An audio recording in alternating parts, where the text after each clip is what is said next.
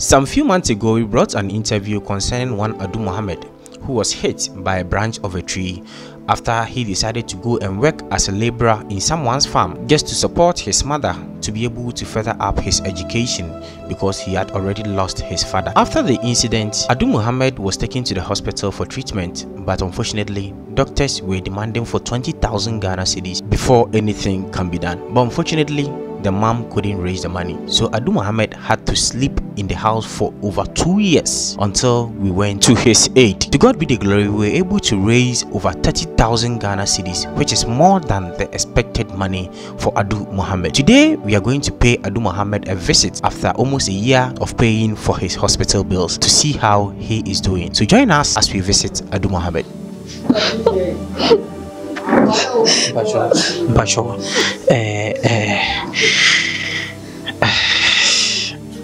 Mr. Odie Tobona Ininkomo. Why? Tobona Ininkomo. But John Bam school no. Nana papa ka baby. Ndio se okodi pa apana.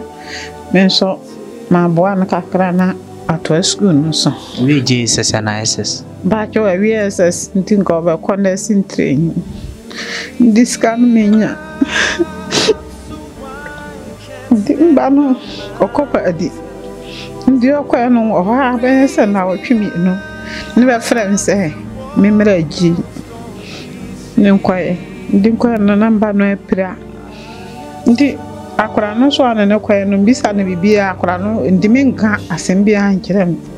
Ndi wo ho na fuura no bae se mba no obebe gene pa se be do na be kwa afuo no na nzu oto ndi bedim ne ka se be fie ndi dua buya no na obe bomba no sisi akihwefom ndi ba jiho ndi papa no so ka se okopeska ma okoye wa ma biem ndi wo jiho sa be se bosome ba akọ na doctor no hwemba no so mi hu ndi da hu doctor no omo pa mesa manko ni hu doctor no bi san se de ni nya na memba no da ho no mi hu ba bia epra o da ho sam no ka chen se mba no de wa epra pa ndi mi nkoto ayi bi o twere no de man se mi nkoto me me ha no mi ni ba bia no chen se mi nko abonten ho ndi drugstore bi wo ho ndi mi nko ho na mi nkoto na ba ndi o de na ni kire no se mbisa ba bia bebe kirem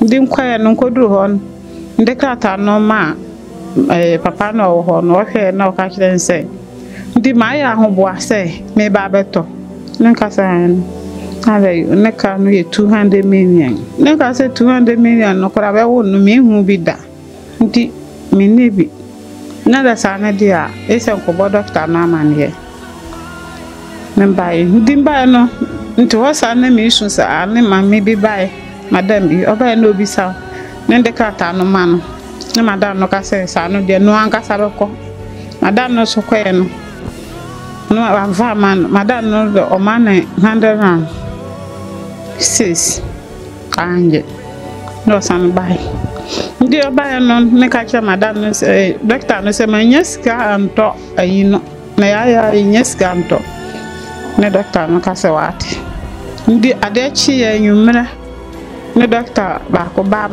yo ba no ka chense ya yi Adu Mohammed na mba no se no si da ho no so kra no minni kwan po mefa so a ndi ne be fira brosa no so poesi fom na ba yi ni se no ka chense ba yi ndi nka ye million du mienza ana henu ne me no so kra no minya ndi kae no no ka se ba yi ndi mba no da ho sa no me sa no de me yi ba shitu no akwakosi di oda so no nyi ba shitu no na mba no ho na no nyina ba bia ho pra no nyina ati aka kete no so ne mfere madam ba ko ba be hwe no madam no be hwe no ka kire se onwoso mba no anenzo no betima afira agu na madam no ko pa yi no be kata so na ba ha na kamera ye kuru di ma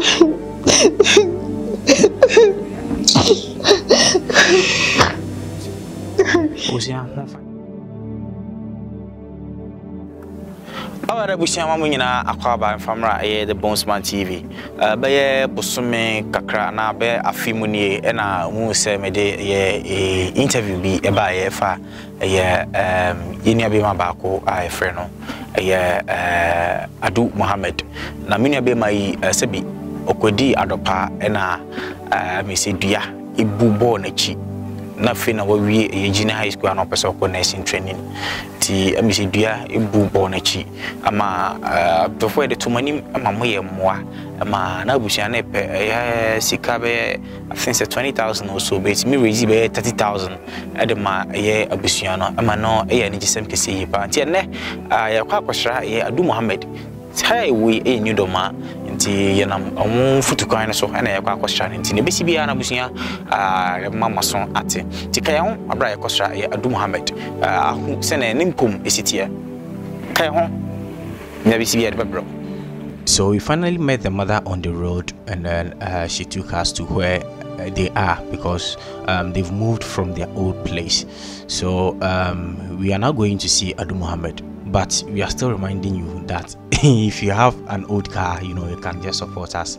Motorbikes, you know, it sometimes worries us a lot. It slows the project. So if you have an old car too, you can just support us with it. So join us as we visit Adu Mohammed.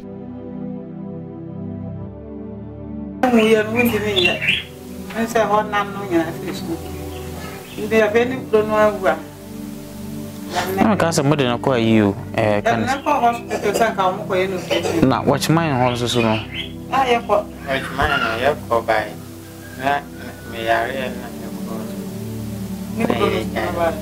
Was it more area? Municipal regional. And tea by no good sir. Watch my mind, they know you good. Don't see me the motor show home. On that you train and mamma. No, they probably and I'm meeting my cousin and I'm at this duty. San India said, yeah, by one, Yama. Doesn't any crew know? My chin is almost Monday. Chino. What am I say? A minute. I got the number of us in any move by Tinicus, more by into a mere fishing to do exercise, meeting another. Yes, I did. We exercise now. Yeah, exercise. Exercise. So, how may I so no? If I say on and tell me, I say, Unya crotch. Crotches and out to me. What do to me? On Sunday, anyway. On Sunday now, so Sunday. Sunday now, I say. They are near piano. Nipper by wicked my person. Yes, my say them at the heart. Meet me, mamma. The first and then by announcing Mamma so. Meet me at the one. No good to have it. Wow, it is improvement upon pound. This is for the I said, but in the moon is let me see. Let me see. Is it a restaurant?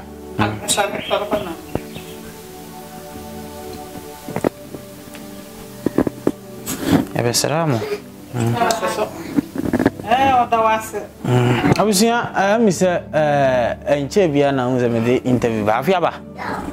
May interview Afiaba. Afiaba, an unguide. I call from one in a day interview.